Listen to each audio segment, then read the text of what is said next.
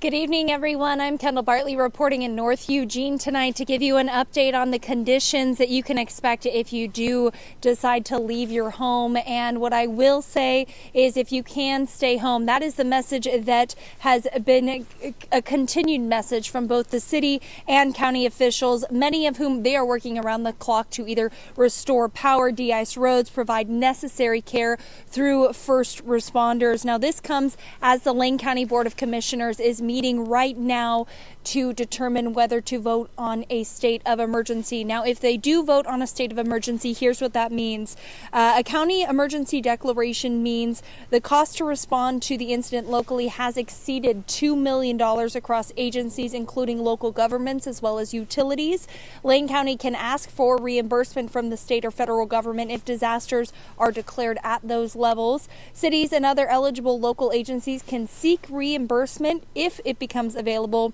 Certain procurement rules are waived so that Lane County can more quickly purchase supplies or contact with companies to help recover from the disaster. And we actually have all the details on our website. What I will say is that conditions really haven't changed too much since yesterday. We are still dealing with icy conditions. It seems like the rain has stopped in this area and the roads, there are people driving. It does feel a little bit more slushy is how I would describe it. But what I will say is I think that's just those that top layer of that recent rainfall that is expected to freeze over. So don't let it fool you. It is still dangerous out here.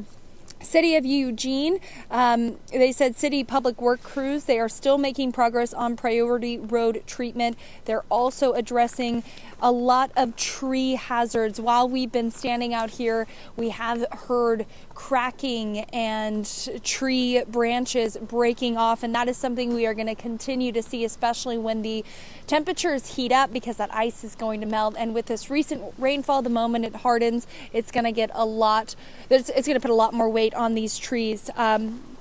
Now, the city of Eugene said because many roads have a thick layer of hard ice, they can't be fully mitigated. So if you have been out and about and you're asking yourself, has the city of Eugene de-iced this road? They probably have, but the layer is just really, really thick.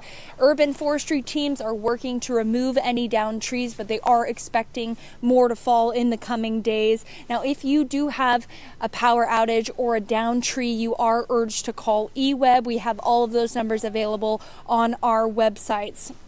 There are still multiple areas around Lane County without power. Some do have power restored. Now, what I will say is if you look on eWeb's website and you look at their power outage map, it is consistently changing throughout the day. It's gone from 4,000 without power to almost 5,000 without power. So as they're restoring power, power is going out for other people. One of the hardest hit areas is actually upriver, up the Mackenzie. They're dealing with it the most. So here's a quote from eWeb. They said, while we are hoping the second wave of ice does not materialize, we are preparing for the worst. We are especially,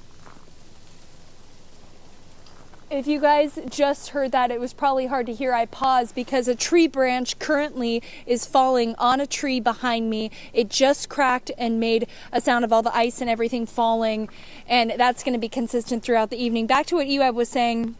They said, we are especially grateful for our upriver customers who have endured the worst of this ice storm. Conditions have been so treacherous upriver that crews have been unable to travel there or even begin work. So there are people upriver who haven't had power for days. Oh, there goes that tree. I don't know if you saw it fall. That's what we're dealing with. I was just saying right when we got out here, we could hear the cracking, and now the tree branch just fell down. Luckily, it fell on some ground. It didn't fall on a house or on a car. But like I've been saying, if your car is under a tree, try to remove it because they're expecting tree branches to fall. Now, EPUD, if you are a member of EPUD, they are focusing strategically on specific areas today. That's the Mohawk Valley, Crestwell, Cottage Grove, Pleasant Hill, Jasper, Lowell, Dexter, and Junction City. The district says hardest hit areas Marcola and Cottage Grove. Now, crews are making progress in that area, but until BPA transmission feed is restored, those areas could remain without power. It can extend, get this, for a week or more. EPUD said they're looking into getting more loaner crews. We know there's people from outside of our area who aren't dealing with this, who are coming in to help restore power to our community. Good news is power has been restored to the EWeb water filtration plant. It was running on generators.